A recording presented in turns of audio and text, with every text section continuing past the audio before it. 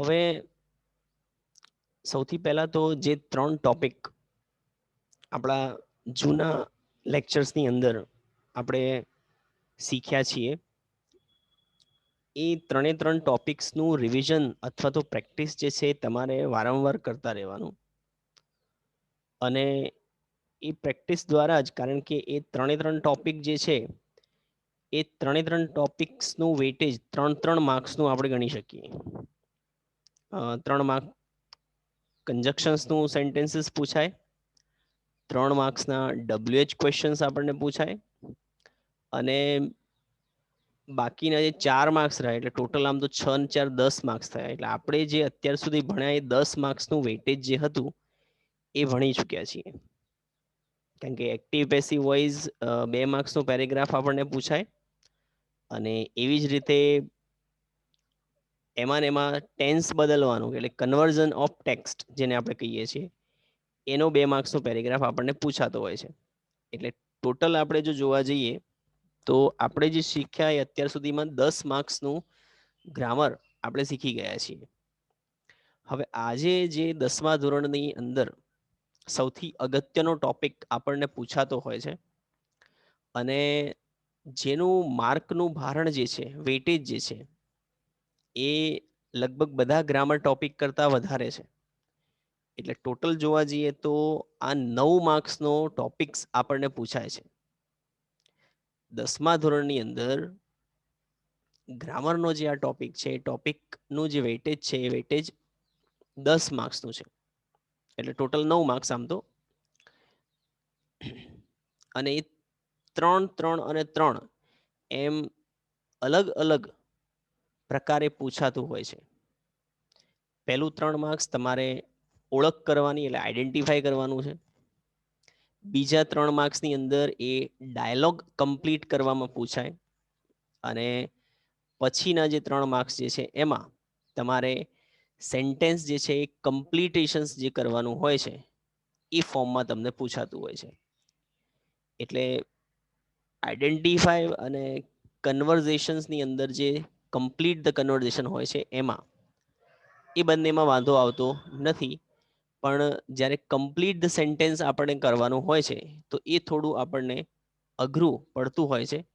એ અઘરું પડવાનું કારણ માત્ર એક જ છે કે આપણે ટેન્સીસ જે છે એ ટેન્સીસને વ્યવસ્થિત રીતે જો સમજી લીધા હોય અને આપણે જે ફંક્શન્સ જે ભણવાના છે, હવે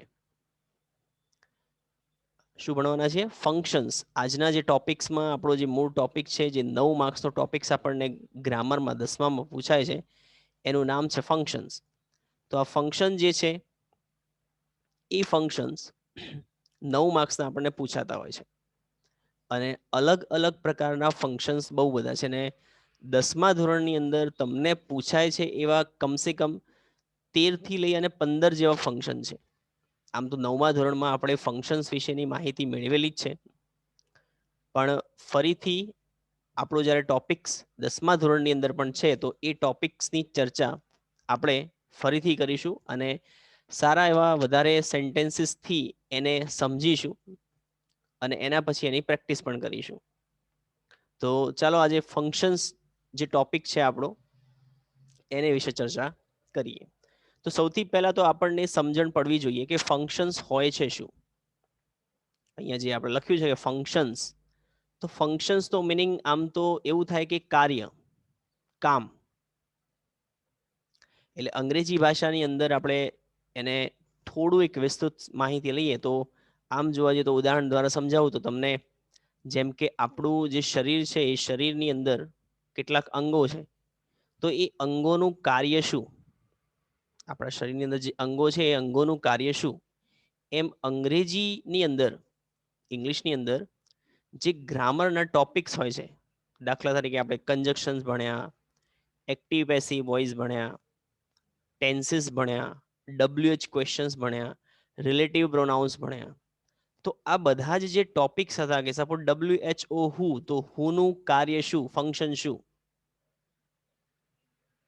વોટ ભણ્યા તો વોટનું ફંક્શન શું. તો આ રીતે આપણને એ વસ્તુનું ધ્યાન રાખવાની ખૂબ જરૂર પડતી હોય છે. તો આજે આપણે એ શીખીશું કે દરેક ગ્રામર ટોપિક્સની અંદર આવતા જે પણ વર્ડ અથવા તો જેને આપણે ટર્મ્સ કહીએ છીએ કે જે ડબલ્યુએચ હોય, કન્જક્શન્સ હોય, પ્રેપોઝિશન્સ હોય, એ બધા જ વસ્તુઓનો ઉપયોગ અને એનું ફંક્શન શું છે એને ફંક્શન્સ કહેવાય. ફંક્શન્સમાં આપણે બીજું કશું જ નથી શીખતા. આપણે જે અંગ્રેજી ભાષાની અંદર જેટલી પણ સ્ટ્રક્ચર્સ અથવા તો જેટલા પણ ટોપિક્સ આપણે શીખીએ છીએ એ જ આપણે ફંક્શનમાં શીખતા હોઈએ છીએ. તો હવે આપણે એક પછી એક ફંક્શન્સ જે આપણા પરીક્ષા માટે ખૂબ જ ઉપયોગી છે અને એક્ઝામમાં આપણને પૂછાય છે એ પ્રકારનું ફંક્શન જે છે આપણે ભણીશું. તો સૌથી પહેલું જ ફંક્શન છે ડિસ્ક્રાઇબિંગ પર્સન. પર્સનનો મિનિંગ થાય છે વ્યક્તિ, બરાબર?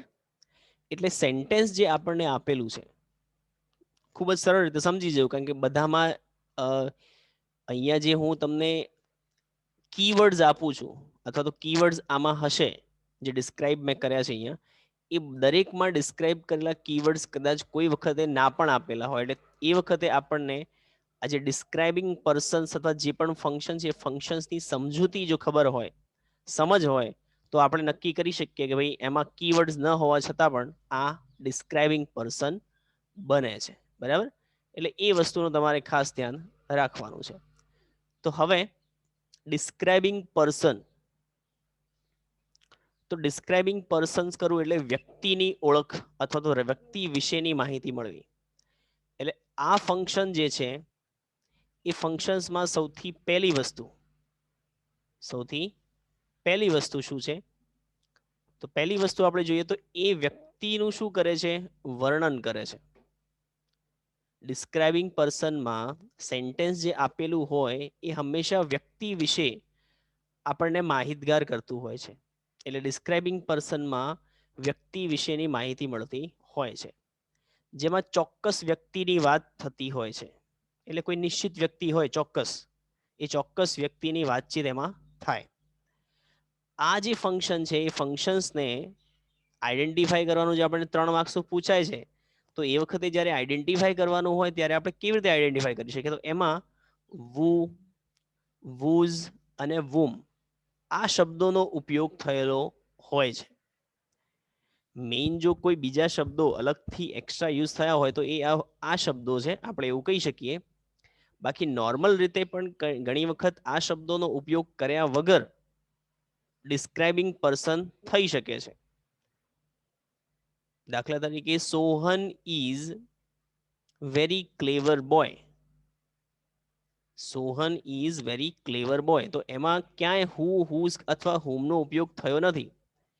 પણ આપણે જોઈ શકીએ છીએ કે એમાં જે વિશેષણ વપરાયેલું છે, બરાબર, એ વિશેષણ સોહનના વિષયમાં વાત કરી રહ્યો છે. સોહન કેટલો હોશિયાર છે એ વિષયમાં આપણે વાત કરી રહી છે. એટલે ઘણી વખત સેન્ટેન્સની અંદર જે એડજેક્ટિવ વપરાયેલું હોય, વિશેષણ જે વપરાયેલું હોય વ્યક્તિ માટે, એ પણ વ્યક્તિને ડિસ્ક્રાઇબ કરે છે, પર્સનને ડિસ્ક્રાઇબ કરે છે. એટલે એવા કેસીસમાં પણ તમે ડિસ્ક્રાઇબિંગ પર્સન જે છે એ લખી શકો છો.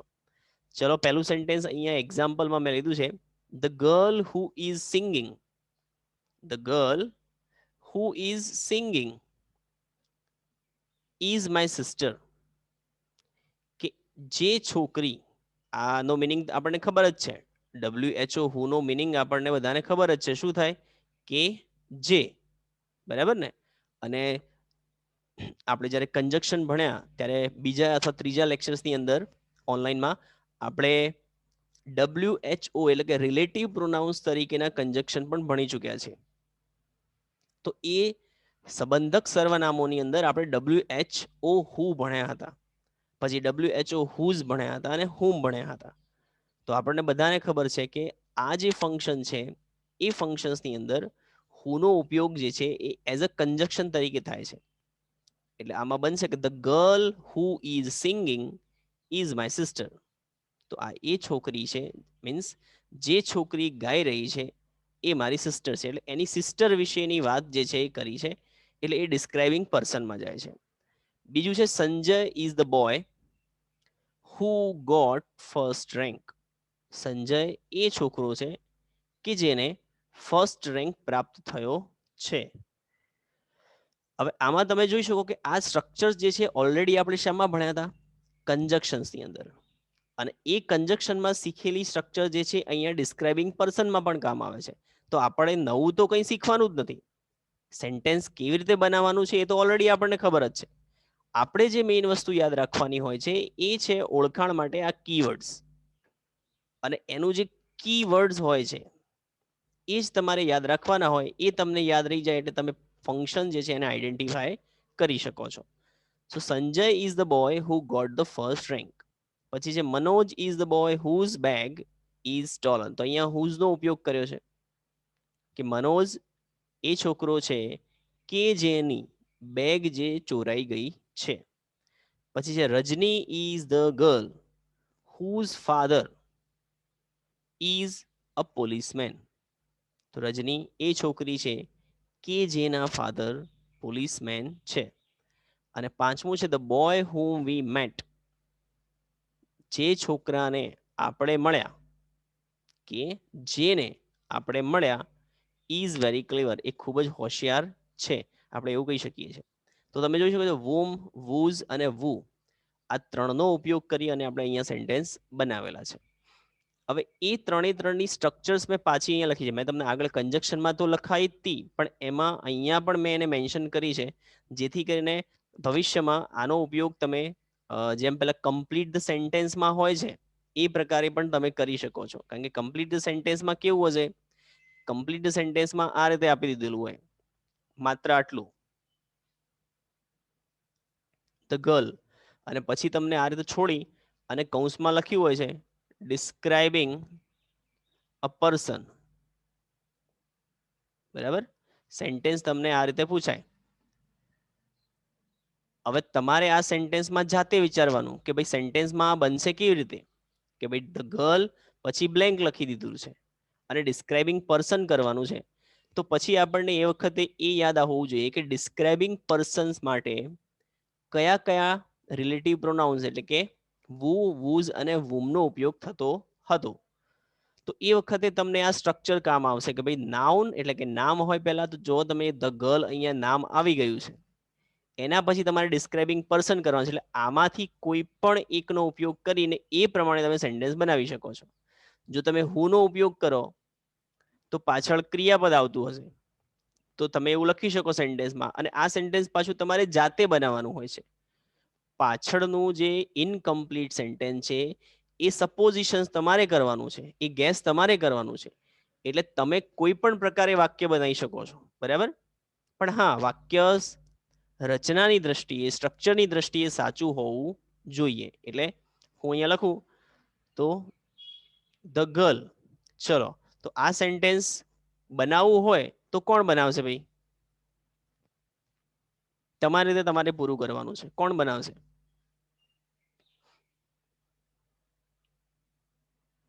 ડિસ્ક્રાઇબિંગ પર્સન છે એ પર્સનમાં તમારે ધ ગર્લ એટલું સેન્ટેન્સ આપ્યું છે, એને હવે તમારે જાતે કમ્પ્લીટ કરવાનું હોય તો તમે શું કરશો? કોણ કહેશે? ચલો ફટાફટ હાથ રેઝ થવા જોઈએ. બોલો પ્રેક્ષાબેન.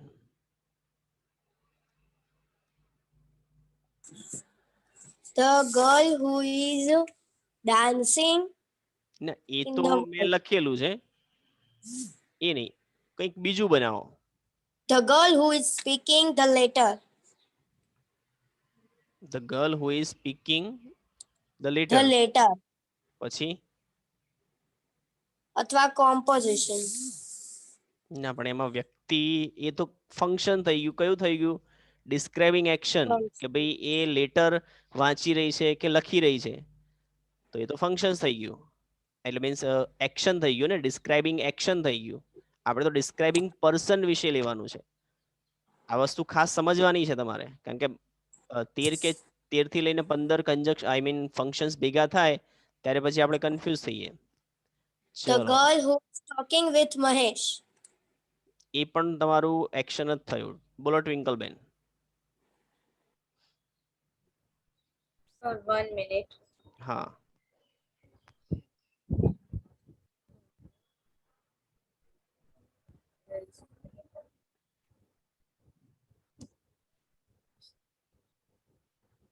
The girl hmm who is standing my brother.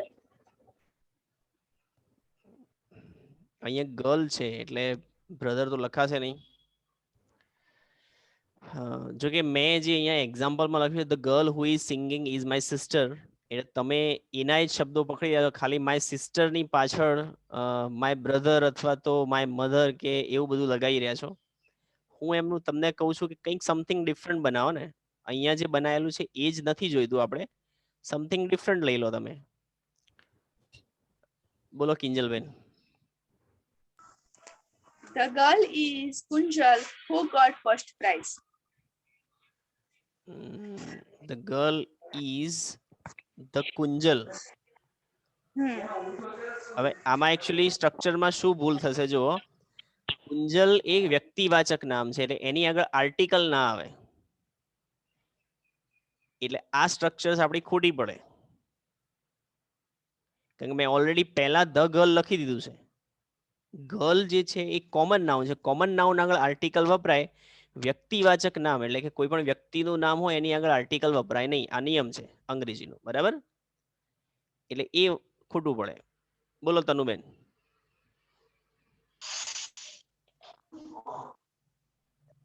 My brother has a curly, dark and long hair. ના ના, મેં તમને જે સેન્ટેન્સ આપ્યું છે એને પૂરું કરવાનું છે. અહીંયા લખેલું છે ધ ગર્લ, પછી છે ડેશ ડિસ્ક્રાઇબિંગ પર્સન, તો તમારું સેન્ટેન્સ ધ ગર્લ થી જ શરૂ થતું હશે. The girl whose parents are lost in crying. The girl whose parents are lost. Are lost in is crying. Is. Okay, the girl whose parents are lost is crying. સરસ, very good. ચલો.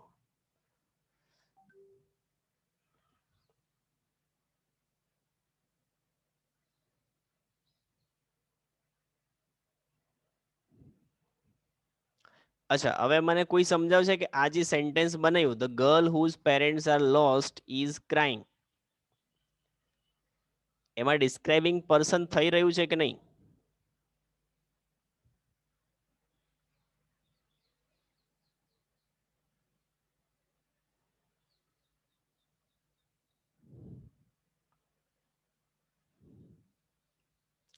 આમાં કેવું થશે કે the girl whose parents are lost is crying, તો અહીંયા crying એટલે એ એની actions બતાવે છે, એ છોકરી વિશે બતાવતું નથી. હા બોલો કિંજલબેન. Sir, બીજું સેન્ટેન્સ બોલી દો. હા બોલો. The girl is very fat. Very good, સીધું ને simple. The girl is very fat. હવે આ જે ડિસ્ક્રાઇબિંગ કર્યું ને એ એડજેક્ટિવ દ્વારા કર્યું એવું કહેવાય, જે હમણાં આપણે વાત કરી, એટલે વિશેષણ દ્વારા આપણે વાતચીત કરી. તો ડિસ્ક્રાઇબિંગ પર્સન જે છે એ એના દ્વારા પણ થઈ શકે. એવું જરૂરી નથી કે તમે વુ, વુઝ અને હુમનો જ ઉપયોગ કરો, કારણ કે તમને કંઈ ડિસ્ક્રાઇબિંગ પર્સનના બ્રેકેટમાં બીજું લખ્યું નથી કે તમારે વુનો જ ઉપયોગ કરવાનો છે. હા, સેન્ટેન્સ તમને આ રીતે પૂછાયું હોય એડિશનલમાં ધ ગર્લ હુ અને પછી ડેશ ડેશ કર્યું હોય તો પછી સમજી જવાનું કે હા ભાઈ આપણે હુ થી જ બનાવવાનું છે, અથવા તો હુઝ આપ્યું હોય તો હુઝ થી જ બનાવવાનું છે. પણ તમને ખાલી આટલું જ આપેલું છે, જોઈ લો ધ ગર્લ, આટલું જ વસ્તુ આપેલી છે, તો પછી તો તમારી માટે બિલકુલ ઘણા બધા દરવાજા ખુલ્લા છે, તમે ચાહો એ બનાવી શકો છો. The girl is very fat, છોકરી ખૂબ જ જાડી છે, તો એ જે છે એ ડિસ્ક્રાઇબિંગ પર્સન જ થયું, કારણ કે એ છોકરીને ડિસ્ક્રાઇબ કરતું સેન્ટેન્સ છે. એટલે જ્યારે એક જ વર્ડ આપેલો હોય ને ત્યારે તો તમારે પાસે બહુ બધા ચાન્સીસ બની જતા હોય છે, બરાબર? એટલે આ રીતે તમે એને પણ ધ્યાનમાં રાખી શકો છો. અહીંયા મેં એની સ્ટ્રક્ચર્સ તો લખી જ છે, તમે જોઈ શકો છો કે વુની સ્ટ્રક્ચર્સ હોય તો આ રીતની સ્ટ્રક્ચર્સ બનવી જોઈએ. નાઉન વુમ વાપરવાના હોય તો આ રીતે, અને હુઝ વાપરવાના હોય તો આ સ્ટ્રક્ચર બનવી જોઈએ. તો એ જે સ્ટ્રક્ચર છે એ સ્ટ્રક્ચર્સ બની શકે છે. હા બોલો પ્રેક્ષાબેન. Sir, the girl who is talking with her parents આવી શકે? The girl who is talking with her parents, પછી પાછળ તમારે લખવું પડે, કારણ કે જો આમાં કેવું થશે કે તમે આટલું સેન્ટેન્સ લખો છો આટલું જ. આ વસ્તુ બધી સમજી લેજો, જે અલગ અલગ આપણા ઇશ્યુઝ ઊભા થઈ રહ્યા છે એ સમજી લેજો. The girl who is talking with her parents. હવે આટલું સેન્ટેન્સ લખીને તમે છોડી દો એટલે એ સેન્ટેન્સ જે છે એ વ્યક્તિ વિશે માહિતી, ડિસ્ક્રાઇબિંગ પર્સન નથી કરતું. એ છોકરી શું કામ કરી રહી છે એ બતાવે. એટલે the girl who is talking with her parents. પછી આ તો અધૂરું સેન્ટેન્સ છે. જે છોકરી એના માતા પિતા સાથે વાત કરી રહી છે, પણ શું, કોણ છે એ તો બતાવ્યું જ નહીં. તો girl who is talking with her parents is, પછી એના પછી તમારે લખવું પડે કે ઇઝ રોહન સિસ્ટર, યા તો ફિર માય સિસ્ટર, યા તો વોટ. બરાબર, એ રીતે તમે લખી શકો છો. ત્યારે ખબર પડે, કારણ કે એ સિસ્ટર છે કોની, એ છોકરી જે છે શું છે એ તમને આ પછી જ દર્શાવાય છે.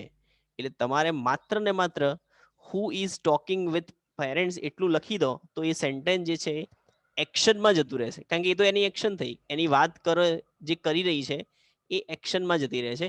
એટલા માટે એ આ રીતે બને નહીં. એટલે એને તમારે ડિસ્ક્રાઇબ કરવું જ પડે આ રીતે. એટલે સેન્ટેન્સ તમારો આ રીતે. એટલે દરેક સેન્ટેન્સમાં તમે જુઓ the girl who is singing is my sister એવું લખેલું છે.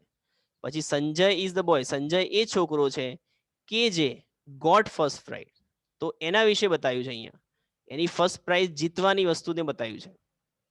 પછી Manoj is the boy whose bag is stolen, Manoj એ છોકરો છે, એટલે છોકરો છે જેનું પર્સ ચોરાયું છે.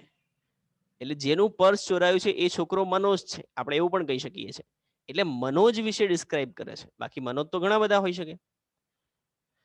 રજની ઇઝ ધ ગર્લ, રજની એ છોકરી છે જેના ફાધર પોલીસમાં છે. એટલે પોલીસમાં છે રજનીના ફાધર, એટલે રજની વિશેના માહિતી અથવા ડિસ્ક્રાઇબિંગ પર્સન એ કરે છે. The boy whom V mat, જે છોકરાને આપણે મળ્યા, કે જેને આપણે મળ્યા, ઇઝ વેરી ક્લેવર, એ ખૂબ જ હોશિયાર છે. તો અહીંયા એડજેક્ટિવનો જ ઉપયોગ થયો છે. તમે જોઈ શકો છો અહીંયા, યુ કેન સી અહીંયા જે વપરાયું છે એ એડજેક્ટિવ જ છે. આ વેરી ક્લેવર શું છે? એડજેક્ટિવ. હમણાં કિંજલબેને કીધું કે શી ઇઝ વેરી ફેટ, તો વેરી ફેટ શું હતું? એડજેક્ટિવ. તો અહીંયા પણ એડજેક્ટિવનો જ ઉપયોગ થયો છે, સાથે સાથે વુમનો પણ ઉપયોગ થયો છે, બંનેનો ઉપયોગ થયો છે. એટલે ક્યાંક ને ક્યાંક એડજેક્ટિવ જે છે ડિસ્ક્રાઇબિંગ પર્સન માટે પણ યુઝ થાય છે. બરાબર, તો આ આપણું પહેલું ફંક્શન્સ જે આપણે આજે જોયું. બરાબર, બીજા ફંક્શન્સ તરફ આપણે વાત કરીએ. ડિસ્ક્રાઇબિંગ થિંગ્સ, વસ્તુને ડિસ્ક્રાઇબ કરવી. વસ્તુને ડિસ્ક્રાઇબ કરવા માટે ફંક્શન શું શું વપરાય? તો આ ફંક્શનમાં કોઈ પણ વસ્તુનું વર્ણન કરવાનું હોય છે. આ ફંક્શનમાં કોઈ પણ વસ્તુ વિશે જે છે એનું વર્ણન કરેલું હોય, અને આ ફંક્શન માટે વિચ અને ધેટ શબ્દનો ઉપયોગ થાય છે. હવે વિચ અને ધેટ પણ આપણે જે કંજક્શન્સ આપણા જોયા હતા એ કંજક્શન્સની અંદર આના વિશે આપણે જોઈ ચૂક્યા છીએ. એમાં આપણે વિચ પણ જોયું હતું અને ધેટ પણ. અને વિચ અને ધેટની બંનેની સ્ટ્રક્ચર્સ આપણને ખ્યાલ જ છે. બરાબર, કારણ કે વુની જે સ્ટ્રક્ચર હોય છે એ જ વિચની પણ સ્ટ્રક્ચર હોય છે. એક્ઝામ્પલ જુઓ, ધ બેટ, બેટ એટલે ચામાચીડિયું. વિથ વિચ, સોરી અહીંયા ચામાચીડિયું નહીં, પણ આપણે જે પેલું ક્રિકેટનું બેટ હોય એની વાત છે. The bat with which you are playing is mine. તો જુઓ, તું જે બેટ વડે રમી રહ્યો છે એ મારું છે. એટલે બેટની માહિતી એટલે કે વસ્તુની માહિતી જે છે આપે છે. પેલું વુ જે છે એ વ્યક્તિની માહિતી આપતું હતું, અને વિચ જ્યારે વપરાયેલું હોય, કારણ કે વિચ આપણને ખબર છે નિર્જીવ વસ્તુ અથવા તો પ્રાણીઓ માટે વપરાય છે, અને એટલા જ માટે વિચ જે છે હંમેશા કોનું ડિસ્ક્રાઇબ કરે છે?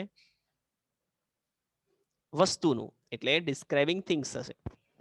પછી the purse which you found belongs to me, purse જે તને મળ્યું, જે પર્સ તને મળ્યું છે એ belongs to me. Belongs to નો મિનિંગ થાય મારું છે, એનો જે માલિક છે એ મારો, હું છું, એમ એવું કહેવા માંગે છે. પછી the car that you are driving, કે કાર કે જે તું ડ્રાઈવ કરી રહ્યો છે is not in a good condition. તો કાર વિશેની માહિતી આમાં આપી છે, કે કાર વિશે ડિસ્ક્રાઇબ કરી રહ્યો છે. The car that you are driving, કે કાર જે તું ડ્રાઈવ કરી રહ્યો છે એની કન્ડિશન સારી નથી, એટલે વસ્તુને ડિસ્ક્રાઇબ કરે છે. The box that you gave me was empty. તે જે બોક્સ મને આપ્યું હતું તે ખાલી છે, એટલે ખાલી બોક્સ છે એવો અહીંયા નિર્દેશ કરેલો છે. એટલે બોક્સ વિશે, બોક્સ વસ્તુ છે અને એ બોક્સ કેવી છે, શું છે, કોની છે એ વસ્તુને ડિસ્ક્રાઇબ કરે છે. એટલે વસ્તુને ડિસ્ક્રાઇબ કરવા માટે આ પ્રકારના કંજક્શન્સ એટલે કે વિચ અને ધેટ વપરાય છે. મેં અહીંયા લખ્યું છે કે noun plus which plus verb અથવા પ્રોનાઉન, કારણ કે અહીંયા જે સ્ટ્રક્ચર છે આમ તો વિચ પછી આપણે યુઝ કરીએ છીએ તો વર્બ આવવું જોઈએ, બરાબર ને, પણ અહીંયા શું આવે છે, પ્રોનાઉન આવે છે, કારણ કે વિચની આવી એક સ્ટ્રક્ચર આપણે જોઈ ગયા છે, બરાબર, કે જેના અર્થમાં વપરાય છે, બરાબર છે, પણ ઘણી વખત એવું થતું હોય છે કે વિચ પછી હંમેશા પ્રોનાઉન પણ આવી શકે છે, કાં તો વ્યક્તિનું નામ આવી શકે છે, કારણ કે વિચ જે છે વસ્તુ અને વ્યક્તિ વચ્ચેનો પણ સંબંધ પ્રસ્થાપિત કરતું હોય છે. એટલે આપણે એવું કહી શકીએ કે આ રીતે તમે એને સમજી શકો છો. તો આ બે ફંક્શન જે છે ડિસ્ક્રાઇબિંગ પર્સન અને ડિસ્ક્રાઇબિંગ થિંગ્સ આજના લેક્ચર્સમાં આપણે શીખ્યા છીએ, બરાબર. આની વધુ માહિતી અને વધારે સારી રીતે આપણે સમજીશું, બધા જ ફંક્શન જે છે એ જોઈશું અને એની જ્યારે પ્રેક્ટિસ કરીશું ત્યારે આપણને વધારે સારી રીતે ખબર પડશે. કારણ કે આમાં કેવું હોય કે તમે જ્યારે એને એક્ઝામ્પલમાં જોતા હોય ત્યારે એક્ઝામ્પલ 1 2 કે 3 4 હોય, બરાબર, અને એ એક્ઝામ્પલ આપણને જે સીમિત આપેલું હોય, લિમિટેડ આપેલું હોય એના આધાર ઉપર જ હોય છે. પણ જ્યારે વારંવાર બીજા બધા આપણને જ્યારે પૂછાતા હોય ત્યારે આપણે એને વધારે સારી રીતે અલગ અલગ કેસીસમાં સમજી શકીએ. હા કિંજલબેન બોલો. સર આની અંદર પણ આપણે એડજેક્ટિવ નો ઉપયોગ કરીને સેન્ટેન્સ બનાવી શકીએ. હા બિલકુલ કરી શકીએ છીએ. ડિસ્ક્રાઇબિંગ થીમ, કારણ કે વિચ અને ધેટ નો યુઝ થતો હોય એટલે એમાં પણ એડજેક્ટિવ યુઝ કરી શકો છો. આમાં જો એડજેક્ટિવ નો યુઝ કરેલો જ છે કે the car that you are driving is not in good condition, so તમે સીધું જ એવું પણ છે ને, this car is not in a good condition, simple. આ કારની કન્ડિશન સારી નથી, એટલે એ શું દર્શાવ્યું, કારની કન્ડિશન દર્શાવી છે, એડજેક્ટિવ નો ઉપયોગ કર્યો છે અને એ રીતે કર્યું છે એવું કહી શકીએ, બરાબર. તો એ પણ એક સેન્ટેન્સ આપણું આ રીતે બને છે. પેલામાં પણ એવું છે કે પેલામાં લખ્યું હતું કે this the girl who is talking is my sister, એ મારી બેન છે, અને સીધું જ કીધું હોય તો that girl is my sister, સીધે સીધું સેન્ટેન્સ હોય ધ ગર્લ તો that girl is my sister, એવું પણ સેન્ટેન્સ હોઈ શકે છે સીધું તો એમાં પણ થઈ ગયું કે માય સિસ્ટર્સ જે હતું એ ડિસ્ક્રાઇબ કરે છે કોને, એની સિસ્ટરને. તો એ રીતે પણ આપણે ડિસ્ક્રાઇબિંગ થિંગ્સ અને ડિસ્ક્રાઇબિંગ પર્સન્સ મેળવી શકીએ છીએ. એટલે એડજેક્ટિવનો યુઝ જે છે એ પણ આમાં થઈ શકે છે ડિસ્ક્રાઇબિંગ થિંગ્સ અને પર્સનમાં. એટલે તમારે ખાસ આટલી વસ્તુ યાદ રાખવાની, બરાબર છે.